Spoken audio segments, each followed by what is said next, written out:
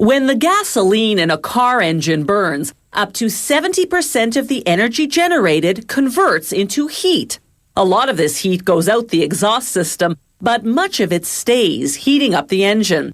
The car's cooling system prevents overheating. The system's key component is the radiator.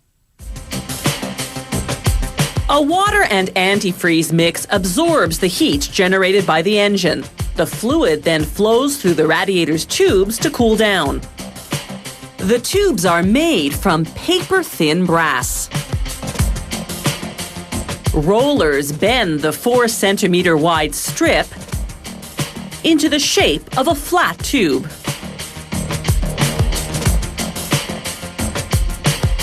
The tubing then runs through a vat of bubbling hot molten lead.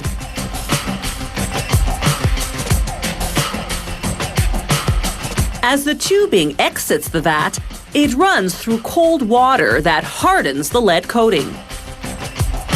A cutter then chops the tubing into pieces, the length of which varies according to the model of radiator. These are about 76 centimeters long. Meanwhile, another machine shapes a narrow strip of copper just 1.5 millimeters thick into what are called cooling fins. As we'll see in slow motion, the machine folds the copper strip fan-like, then perforates it, creating mini air vents.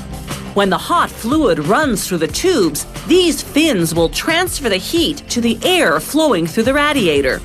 The cooled fluid can then go back for another round of absorbing engine heat. The cooling fins come out of the machine cut to size.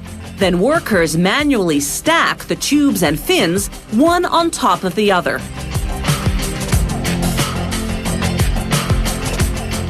They straighten them out, then apply a brass tag indicating the model number and date of production. Then they compress and strap the components together.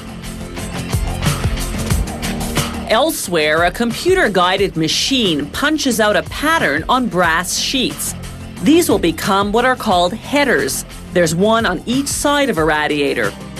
The punching tool then changes to a knife, which now cuts along the perforation lines.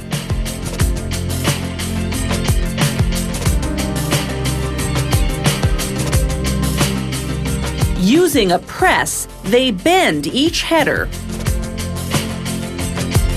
then punch slots for the radiator's tubes.